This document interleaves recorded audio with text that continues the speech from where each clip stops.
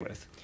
I think, and an urgency too, because the fight back is real. You know, we have in my county, we have a initiative on the ballot this spring, not to label GMOs, but to not let them be grown, because we're a little self-contained valley, and you know, so it's run by it's a family farms initiative to save the farms, and Monsanto and Syngenta pumped $500,000 in last week to because the ante's been up, and I think, you know, I think the other inroad that we have besides that corporate model, which I think is great, and I think every company that self-insures should read the results of your study and take it up, or every city that does. But the other organization that I'm really active with is Farm to School. And if you don't know it, I mean, to just watch it over the last few years, actually they're having their national conference in Austin next week.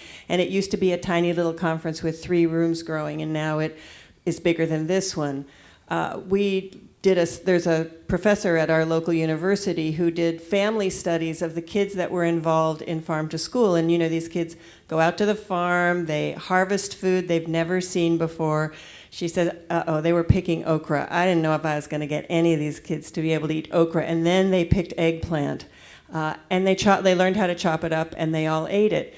When we asked their families later on what the main difference was, there was an increase in the amount of vegetables they eat, but the parents chose to buy organic at a higher percentage once their kids had been in Farm to School. So if you have a Farm to School movement at all in your area, they always want volunteers to help work with the kids or give money. Or we started an annual fundraiser where we do an athletic event every year and raise money for them and bring the community in. So the Farm to School, I think, is the sort of, we may not get in and actually leverage the government, but that if we get in public policy and start having all the kids spend time in schools, I think would be a huge step.